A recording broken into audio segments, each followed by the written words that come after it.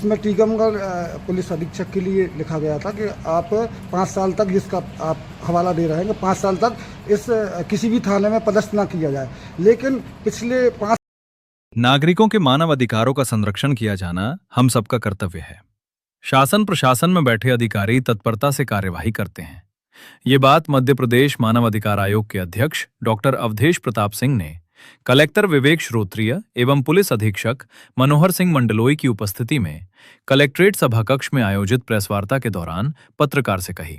उन्होंने कहा, टीकमगढ़ जिले के लंबित मामलों की समीक्षा एवं त्वरित कार्यवाही की गई है।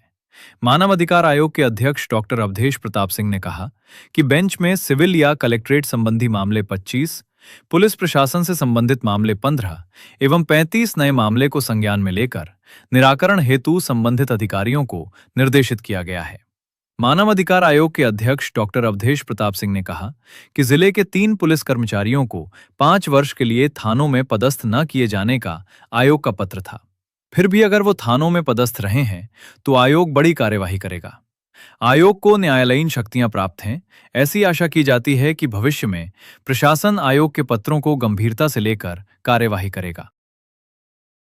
दायित्व से हटकर होगा, ये इसका भी प्रयास करेंगे। तो कुल मिला के प्रयास यही हुआ है कि पूरे जिले में समरसता रहे और पूरी तरह से सभी लोगों के नागरिकों के अधिकार संरक्षित रहें और अच्छे माहौल में सभी लोग अपने अधिकार और कर्तव्यों का पालन करें।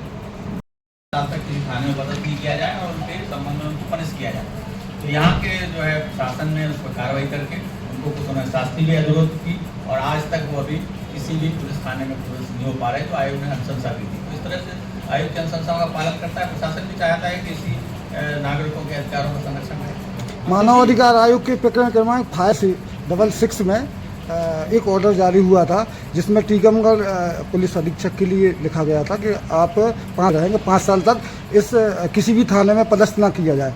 लेकिन पिछले 5 साल में लगातार वो पुलिसकर्मी थानों में रहे हैं, पदस्थ रहे हैं और मलाई छानते रहे। हाल ही में जब टीकमगढ़ में आपका आगमन रूटीन हुआ है तो टीकमगढ़ पुलिस ने इस मामले में पिछली 27 तारीख को उन्हें लाइन में हाजिर करा दिया है। इस मामले में जो मानव अधिकार आयोग के जो पत्र होते हैं वो सीधे तौर पर प्रशासनिक तौर से कहें कि वो रद्दी की टोकरी में डाल देते हैं। ऐसे मामलों में भविष्य में मानव अधिकार आयोग के प्रकरणों पर सख्त कार्रवाई हो, इसके लिए क्या आपके नेतृत्व में इस प्रकार की कोई बड़ी कार्रवाई होने की संज्ञान में है? जी बिल्कुल, जो आप कह रहे हैं अभी हमारे ध्यान में आप आ रही है।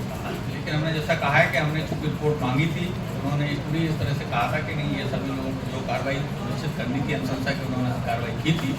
और अगर ऐसा कोई होगा तो फिर से क्योंकि हमारे पास तो और अधिकार भी हैं, जो न्यायालयीन अधिकार भी आयोग को दिए गए हैं। तो मुझे ऐसा लगता नहीं है कि कोई इस तरह के जो अनुशंसाएँ होती हैं उसकी कोई उल्लंघन की बात आती है।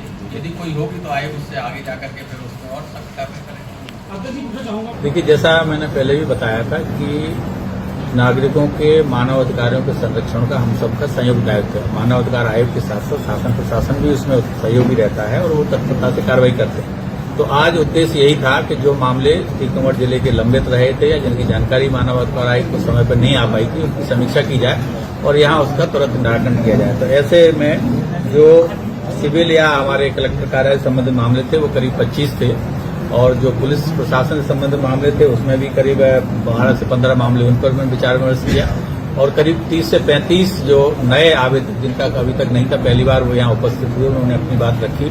तो हमने भी उनका संज्ञान लिया और जिला प्रशासन के अधिकारियों ने भी उस पर पूरी गंभीरता के साथ उनको सुना और कुछ में उन्होंने वहीं तत्काल निर्देश भी दिए जो उनके अधीनस्थ अधिकारी थे, चाहे पुलिस प्रशासन के हों या फॉरेस्ट के हों या सिविल की बात हो, तो उनके निराकरण के लिए भी कार्रवाई की जाएगी और हमारा जो आयोग को फिर वो अपना कार्रवाई निराकरण करके हमको प्रतिवेदन को प्रेषित करेंगे। तो कुछ मामले जो उसके थे, जैसे आपके शिक्षकों के जो सेवानिवृत्त हो गए, उनकी शर्तों का भुगतान कई लंबी समय से लंबित बना हुआ है, चाहे उनकी अर्जित अवकाश का बात हो या पेंशन या कोई इस तरह के मामले हो, तो उसमें भी जिला जो शिक्षा अधिकारियों को निर्देश दिया गया कि समय सीमा में उनका जांच या कोई प्रतिवेदन है उसको निराकरण करके और उनकी शर्तों का भुगतान किया जाए।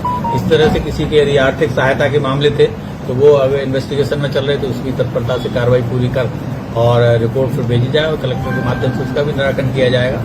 तो ये प्रयास हुआ है कि ज्यादा से ज्यादा मामलों का यहाँ निराकरण किया जाए और जो भी प्रकरण बहुत लंबे समय से चल रहे थे उनका और फायदा भी उसके हुआ। यहाँ हमने देखा है कि कई मामले जो अगर ये पत्राचार में चलता रहता तो हो सकता और महीनों लगते, लेकिन यहाँ तत्परता से यहाँ सभी अधिकारियों ने बहुत ही गंभीरता के साथ इसका संज्ञान भी लिया और उन्होंने आयोग के निर्देशों का पालन भी सुनिश्चित किया और आगे भी उन्होंने कहा है कि हम रिपोर्ट इन सभी का निराकरण करके देंगे।